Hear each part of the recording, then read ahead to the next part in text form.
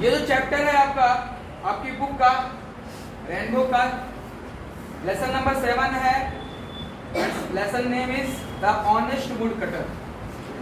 It means would cutter क्या है, लकड़हारा होता है, और ऑनेस्ट मीन्स क्या होता है, ईमानदार। मतलब यहाँ पर जो कहानी हम लोग पढ़ने जा रहे हैं वो एक ईमानदार लकड़हारे की कहानी है।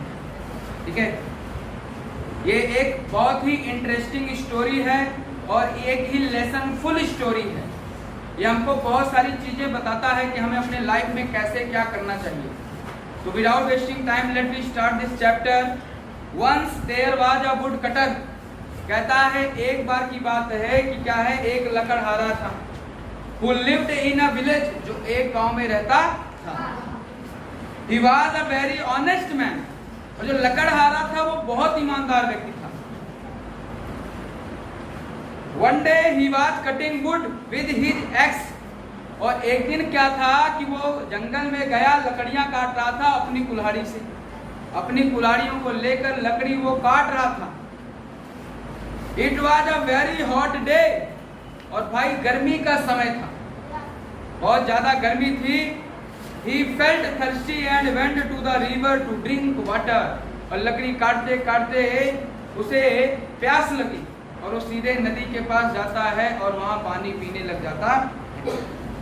His axe slipped accidentally from his hand and fell into the river, और जब वो पानी पी रहा होता है नदी में, अचानक क्या होता है कि उसकी जो कुल्हाड़ी होती है वो उसके हाथों से स्लिप हो जाती है, सरक जाती है और जाकर नदी में गिर जाती है। The wood cutter started crying, और जो लकड़हारा था वो बेचारा रोने लगता है। क्या करने लगता है? रोने लगता है। अच्छा, वो रोने क्यों लगता है? कारण ये है कि वो लकड़हारा बेचारा बहुत गरीब व्यक्ति था। उसके पास सिर्फ वो इकलौती ही कुल्हाड़ी थी और उसी से ही वो लकड़ियां काट कर जंगलों में अपने परिवार का पालन पोषण करता था। The river goddess heard his cry and felt pity on him, और जो नदी की देवी थी वो उनको दया आ जाती है। कब? जब उस रोते हुए लकड़हारे को देखती हैं, तब सुनती हैं। तब जैसे ही नदी की देवी जो होती हैं, नदी माता जो होती हैं, वो क्या करती हैं, वो उसके रोने की आवाज सुनती हैं और उसको दया आती है। She came out of the water, और वो क्या करती हैं, पानी से बाहर आती हैं।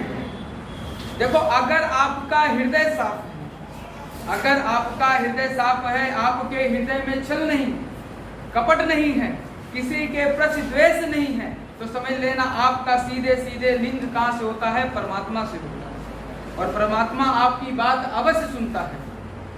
अगर कोई भी व्यक्ति गलत काम कर रहा है, बुरा काम कर रहा है, तो समझ लेना अगर यहाँ पर लोग नहीं देख रहे हैं तो उसे वहां पर ऊपर बैठा हुआ ईश्वर देख रहा है। तो अब आगे क्या होता है? गॉडेस नदी माता निकल कर आती हैं और कहती हैं, वाई आर यू क्राइंग, तुम क्यों रो रहे हो? वाई आर यू क्राइंग, तुम क्यों रो रहे हो? वुड कटर, अब लकड़हारा कहता है, my axe has fallen into the river, मेरी जो कुल्हाड़ी है वो इस नदी में गिर गई है। What will I do now, अब मैं क्या करूंगा? What will I do now, अब मैं क्या करूंगा? How will I earn for my family, और मैं अपने परिवार के लिए पैसा कैसे कमाऊंगा? The goddess went into the water and came out with a golden axe, और फिर वो नदी माता क्या होती हैं, नदी के अंदर जाती हैं और एक सोने की कुल्हाड़ी लेकर आती हैं। Goddess, is this your x gentleman, उस व्यक्ति से पूछती हैं कि हे सच्चे मानव, हे अच्छे मानव, क्या ये तुम्हारी कुल्हाड़ी है? वुड कटर्स, अब वुड कटर क्या करता है? वो रिप्लाई करता है, नो नो नो, नहीं नहीं, this is a golden x but my x was made of iron. अरे माँ, ये तो सोने की कुल्हाड़ी है, मेरी कुल्हाड़ी तो लोहे की है। The river goddess went into the water again and came out with a silver axe, और जो नदी की माता होती हैं वो दोबारा उस नदी के अंदर, पानी के अंदर जाती हैं और एक चांदी की कुल्हाड़ी लेकर आती हैं। Goddess is this your axe dear? और फिर पूछते हैं हे प्यारे, क्या ये तुम्हारी कुल्हाड़ी है? तो वुड कटर कहता है नो नो, नहीं नहीं, this is a silver x but my x was made of iron. अरे माँ, ये तो जो कुल्हाड़ी है ये तो चांदी की है और मेरी कुल्हाड़ी तो सिर्फ लोहे की है। The river goddess went into the water again and came out with an iron axe। और फिर जो नदी माँ होती हैं, नदी माता होती हैं, वो दोबारा तीसरी बार फिर उस नदी के अंदर जाती हैं और वहाँ से सोने की कुल्हाड़ी लेकर आती हैं। पोतरी वहाँ पर क्या करती हैं? आपकी लोहे की कुल्हाड़ी लेकर आती हैं। Goddess is this your? क्या ये तुम्हारा है? तो लकड़हारा कहता है yes yes this is mine. हाँ हाँ, यही तो मेरी कुल्हाड़ी है। Wood cutter goddess you are very honest man. तुम क्या हो? बहुत ही ईमानदार व्यक्ति हो। कौन कहता है? नदी माता कहती है। नदी माँ कहती हैं कि तुम बहुत ही ईमानदार व्यक्ति हो। I am pleased with you. मैं तुमसे बहुत खुश हूँ, मैं तुम पर बहुत प्रसन्न हूँ। I will reward you for your honesty.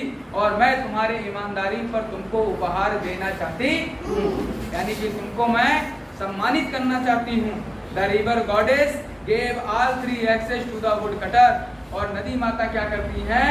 वो तीनों की तीनों कुल्हाड़ियाँ क्या करती हैं? उस लकड़हारे को दे देती हैं। Would cutter thank you goddess, you have saved me and my family.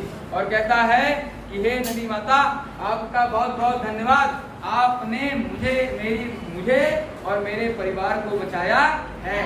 तो यहाँ पर एक चीज हमेशा नोट करना, इस धरा पर जितने भी लोग हैं उनको भी ये सोचना चाहिए और करना चाहिए कि अगर आप ईमानदारी से काम करते हो तो उसका फल कहीं ना कहीं आपको कई गुने रूप में मिलता है, और अगर आप बेईमानी से काम करते हो तो उसका फिर फल आपको उसी 3 गुने के रूप में ले लिया जाता है।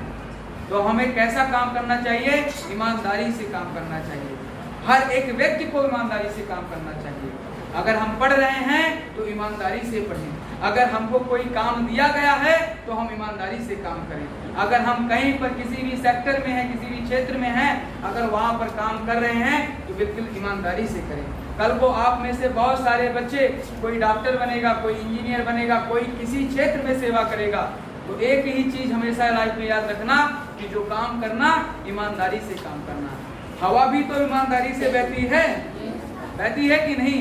जब हवा ईमानदारी से बहती है तो हवा अच्छी देती है, ठीक है। जब बरसात अपना काम करती है तो ईमानदारी से काम करती है। तो हम सबको क्या होना चाहिए? ईमानदार होना चाहिए और हमें ईमानदारी से काम करना चाहिए, ठीक है। शिक्षा मिली कि नहीं? ऑनेस्टी क्या होता है? Honesty is the best policy. Honesty ही क्या है? ईमानदारी ही सबसे अच्छी नीति है। ईमानदारी होना चाहिए कि नहीं? हर चीज में ईमानदारी करना, ठीक है। पढ़ो तो ईमानदारी के साथ, खेलो तो ईमानदारी के साथ। अब ये नहीं है कि खेल रहे हो और उसमें भी चीटिंग कर रहे हो, दैट इज नॉट गुड, ठीक है। ये आप चीटिंग कर रहे हो और आप जिस दिन बैठोगे खुद आपको गलानी होगी, और जब आप मेहनत करके जीतोगे तो उस दिन आपको बहुत खुश होगा, आप खुशी महसूस करोगे, ठीक है। बेईमानी नहीं करना चाहिए, नहीं तो बेईमानी का फल क्या होता है? बहुत ही बुरा होता है।